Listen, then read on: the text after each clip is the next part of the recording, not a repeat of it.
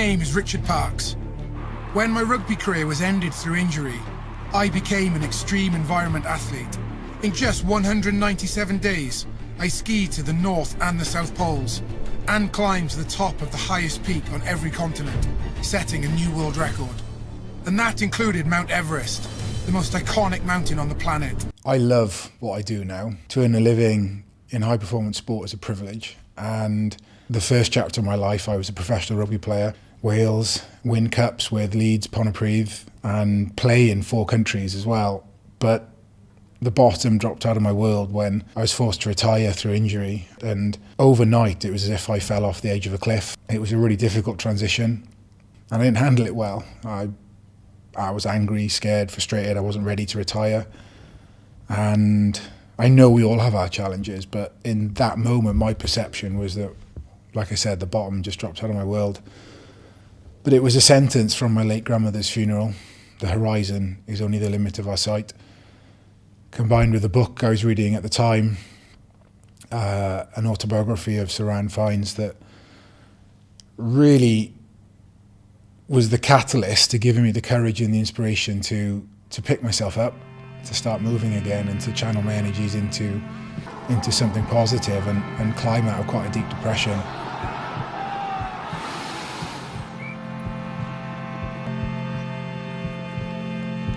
My advice to you as a medical professional is that you should stop playing. These were the words that changed my life.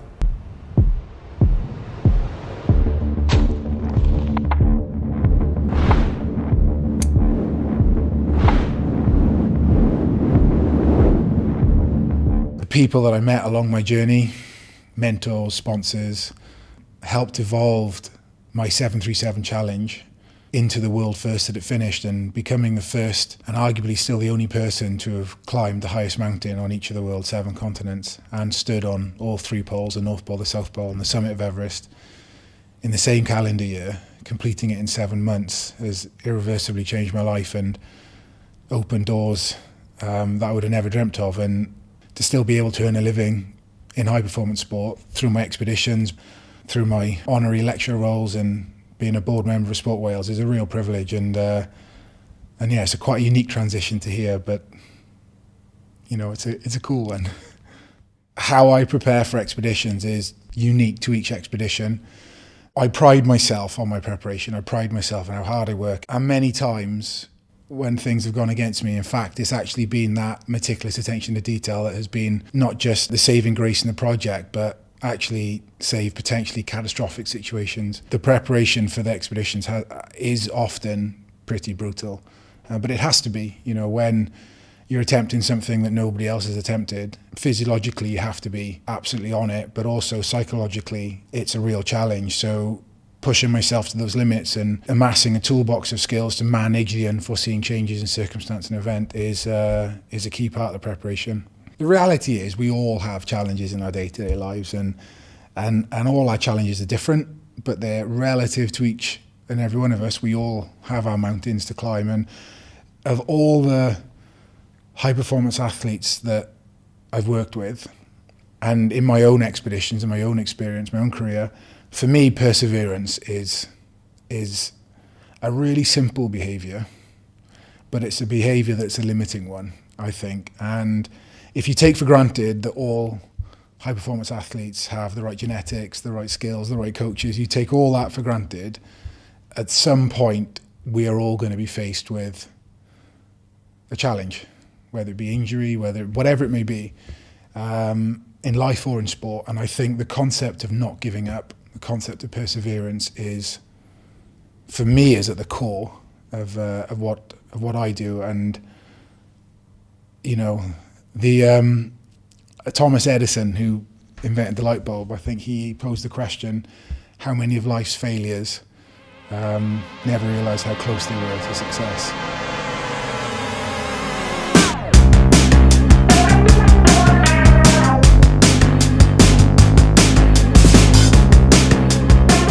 My recent expedition in Antarctica was solo, unsupported and unassisted from the coast of Antarctica to the South Pole.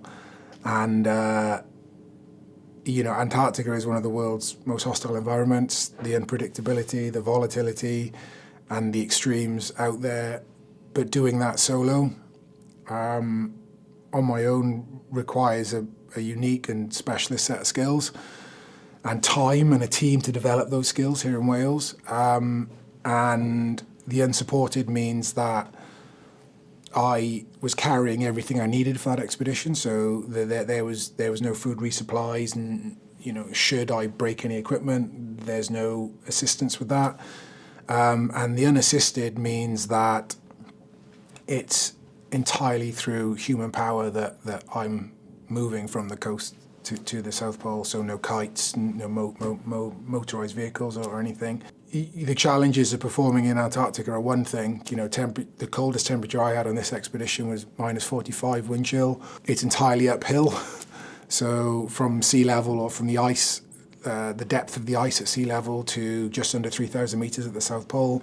The challenge of skiing into the katabatic winds that come off the polar plateau means basically you're skiing into a headwind the entire expedition. And being unsupported means I'm dragging a sled. My particular sled was around 65 kilos. That's one thing. That in itself is pretty limiting.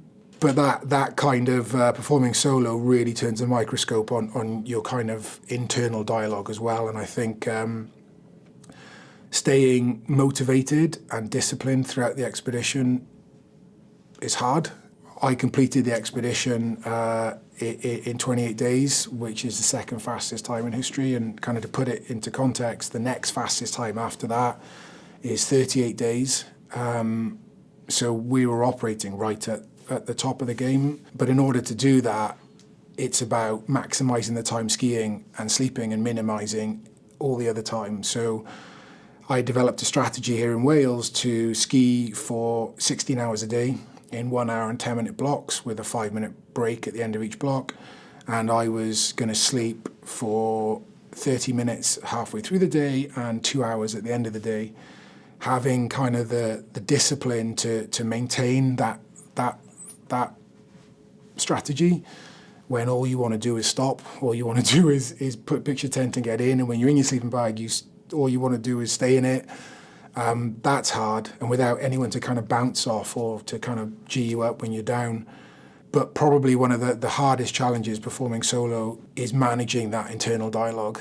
We all have an internal dialogue in our normal lives, that kind of voice, the bad voice that kind of tells you to just press snooze on the alarm, or do you know what, if just give up, just don't do that, stop doing that, or you're not good enough to do that, or you can't do that, or we all have that voice. And it's kind of one thing managing it here, and it can be really tough to manage it here in the normal world. But when you're out there and you're on your own and it's minus 45 and the wind's literally burning your skin because it's so cold, I've still got some frost damage on my face, like that voice becomes really loud. And the other voice can get quite quiet at times, and that is probably the hardest mental and emotional side to this particular type of expedition.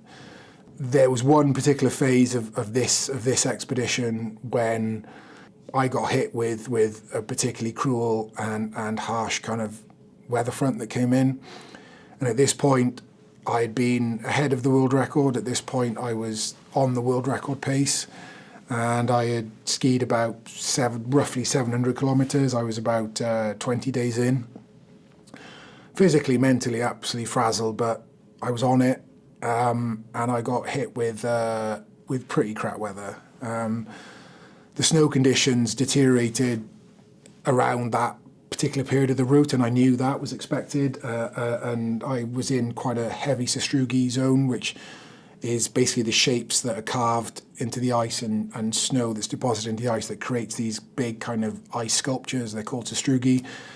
And this particular zone or area, they were anything from a metre high to, as high as a transit van. So it was over them, around them, and it made life physically hard on the skis. I had zero visibility, so I had flat light for 3 days, which meant I couldn't see anything, so no contrast, no horizon, no shadow, so I didn't know where I was putting my foot or my ski. And this cold snap, so minus 45 wind chill, and that basically ground me to a halt.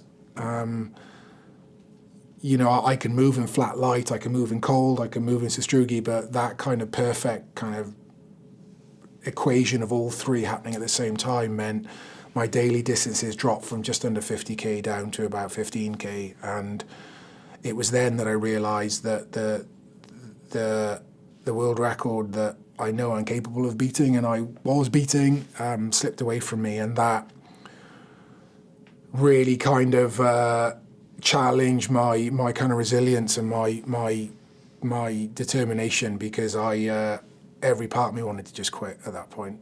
Every part of me wanted to give up and go home. I couldn't really figure out why I was there. But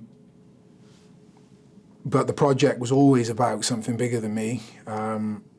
It always was. That's not a cliche. That's what gets me up in the morning. That's what got me to training at NIAC. That's what powers the last 2.5 years. And really wanting a win for everyone involved and wanting to finish the project successfully is what kind of got me through that. And that was a real grind. Really, really tough 4 or 5 days. To add to that, I had to ration my food, which meant I went from 7,000 calories down to 2,000 calories a day, but still skiing 16, 19 hours a day.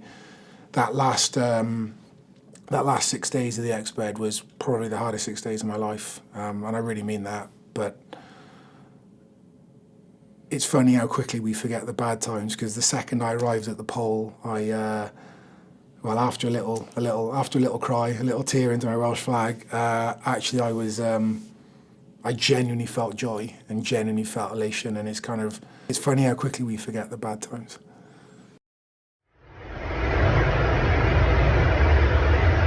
Each project that I do, whether it's the big ones that happen every 2 or 3 years or the kind of smaller projects in between, they each have a different why. You know, we find ourselves in different points of our lives with different challenges or different, things going on. There are some kind of solid, immovable whys that stay with me, and I think the first thing is there's some really interesting work being done at the moment researching the mental health benefits that adventure can give us above and beyond mainstream exercise or physical activity. Obviously, I didn't know this 10 years ago, but when injury ended my rugby career, I fell off the edge of a cliff, and it was the darkest period for me, with the darkest thoughts. And I think learning how to climb was my way out of that dark hole. I didn't really realise the impact that adventure would have on me at that time, but I certainly wanted something that would push me physically, push me mentally, and that was scary. It was my way of kind of getting control back in my life. And fast forward a decade, I'm still doing the things that I do, and I'm still kind of pushing myself physically, mentally, and emotionally, because actually I personally get a lot of growth from that. I really enjoy those kind of self-development opportunities that come in times of adversity, in conditions, in hostile conditions. That kind of resilience, that mental strength, just the coping skills around managing the unpredictability. These are all transferable, and I transfer these into my day-to-day life. So I personally enjoy pushing myself, particularly in extreme and hostile environments, because it kind of grounds me here in the real world. I've proven it. You know, one of the most difficult decisions I've had to make was to abort my first solo Antarctic expedition just 100 kilometers from the South Pole after battling the elements for 42 days. I believe that I have the right balance of humility and defiance and respect for the environment that I'm in. We're each put on this planet with a unique skill set, and I think part of our journey is finding that unique skill and that unique value that we can add to the world. Bizarrely, mine is this. And actually, you know, once we do have the opportunity to go fast, once we do have the opportunity to work at the top of our game, I think, you know, we have a real responsibility to add value, to give back and to make the world a better place. And, you know, in a small way, relatively small way, you know, this is how I can leave the world a better place. And, you know, the projects I do are partly about the physical endeavour, but actually they're becoming more and more about this kind of societal footprint that they leave.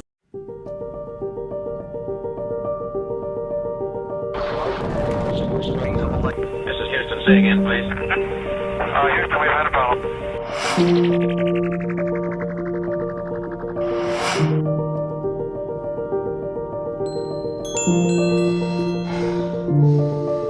In 2011, I became the first person to climb the highest mountain on each of the world's 7 continents and ski to the North and the South Pole in the same calendar year, completing the project in 6 months and 11 days, the first person to complete this in a calendar year. It's Richard Parks here, phoning you from the summit of Mount Vincent. We've had great weather on the summit day today. Myself and the team submitted 1:50 Chilean time on the 8th of January 2011. I'm making this call from the summit of Mount Vincent, the highest mountain in Antarctica, and the second leg of my 77 challenge. I'm calling you from the summit of Aconcagua, 6,962 metres. The third leg of my 77 challenge and the second of the 7 summits. And it's just an awesome feeling. We, in total, 1, 2, 3, 4, 5, there's 5 of us that summited from the team. And it's just a fantastic feeling. It's an absolutely brutal day. 12-hour climb from 3 this morning to just before 3 this afternoon we summited. And that's only half the job. We've got to get back down now. So we're just getting some food into us and some food into us to build our energy back up to climb down now. How much food you carry and how much calories you burn. Obviously, the more food you carry, the heavier your sled, the more calories you burn. You add into that the challenge of trying to move quickly, faster than anyone else has ever done in history, and you're burning more calories, and it's more, the weight of your equipment is even more critical. This was my 4th solo expedition on the continent, my 6th expedition in total in Antarctica, and I had both a wealth of history and experience, but equally that comes with kind of baggage and a rigidity in how I was thinking. I developed a strategy with my performance director to move for longer. So I was skiing for 16 to 19 hours a day. And this was to de-risk the weather conditions. I couldn't guarantee on having great conditions to move quickly, but I knew I could move for longer. It's quite easy to kind of be stuck with what's always been done, you know, 3 meals a day, 4 meals a day, dehydrated meals. And actually, it's pretty amazing, regardless of developments in technology and equipment and skis and clothing, like food rations is still really archaically and conservatively thought of in this community. So anyway, so the students looked at how could they create a food system that would give me as much calories as possible in as little weight as possible. I knew that I was going to be burning between 10 and 11,000 calories every day. We can't carry that. My first solo expedition, I carried 5,000 calories. Second solo expedition, it was 5,800 calories. Last year, we got that to just over 6,000 calories. This year, we took a giant leap because we created 7,200 calories a day, and it meant that they designed kind of nutritionally balanced specific to kind of what I wanted and what I knew worked for me. Both solid and liquid food supplements that I was able to take throughout the day, which meant I was able to kind of drip feed around 500-600 calories every hour into me, which meant I could sustain that level of performance for 28 days. And that was a real game changer, actually, because, you know, we can all do one big day. We can all do maybe 2 or 3 big days. The real challenge was staying fit and staying healthy and replicating 16 to 19 hours a day for 28 days. And they absolutely crushed it. Fair play to them. The last week, 10 days of the expedition were tough.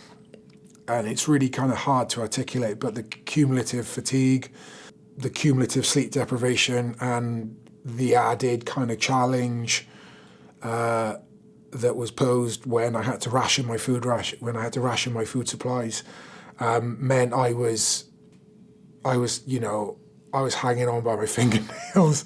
I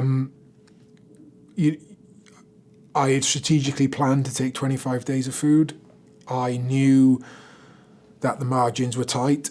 I was confident to be able to complete the expedition in 25 days, given good weather conditions.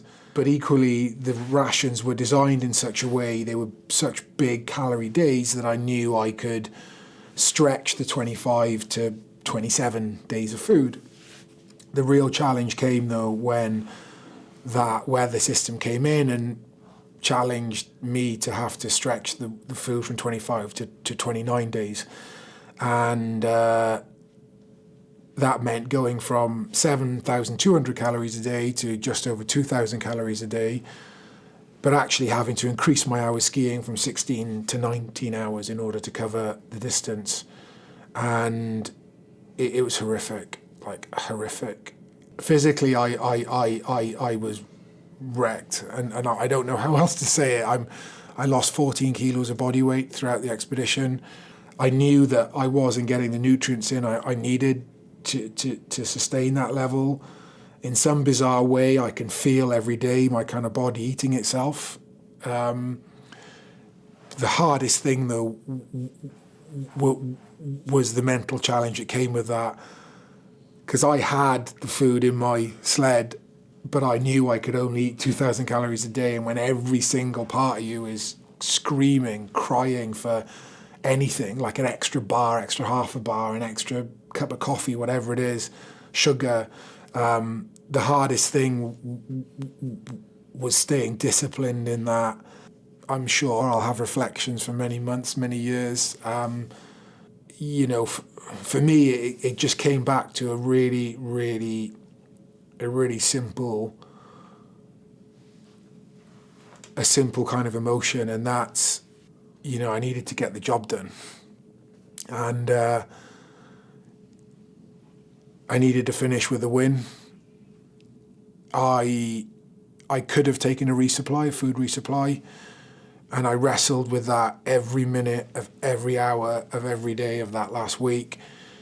I was carrying my Welsh flag, I was carrying my British flag, and I had my sponsors on the side of my sled, Cardiff Met, JLL, Sony, Hiscox. And those things, they might just seem trivial, or they just, we kind of talk about them in passing, but they mean something to me.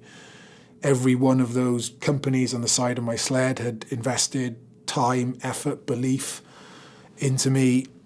My family, my performance coach, and those flags meant something to me. And finishing the project in the way that I started, finishing with integrity, getting the job done, it was really that simple. And I still maybe don't quite know how I did it, but I managed to dig in and get to the pole. And I tell you what, that first can of Coke felt freaking amazing.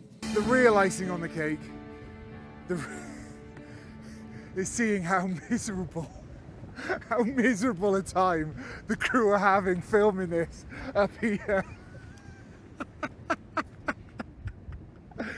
I know that's not very nice, but they've been teasing me for the last 4 days, so now it's my turn. At my weakest, most fragile, most vulnerable, it's my team that drives me to keep going. And as bizarre as this sounds, even my solo expedition, so even my solo speed record in Antarctica, it was my team that was my biggest driver. I mean, I don't see it as a solo project. It was an 18-month team project that I simply did the last 29 days on my own. And for me, being part of something bigger, and the concept of letting people down is far more painful than any pain I could feel in the moment. Corporate partnerships to the technical partnerships to the equipment partnerships, I've really felt a sense that everyone has been really engaged, and I felt so much support to get the job done that certainly is one of the things that powers me when I'm out there on my own.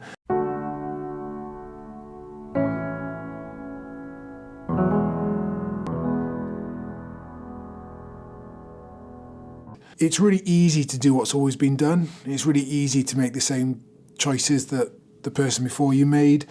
And we see that in so many things. Obviously, we're talking about polar expeditions, but that applies to so many things. And after the disappointment of last year's expedition, it became really clear to me and to those involved in the project that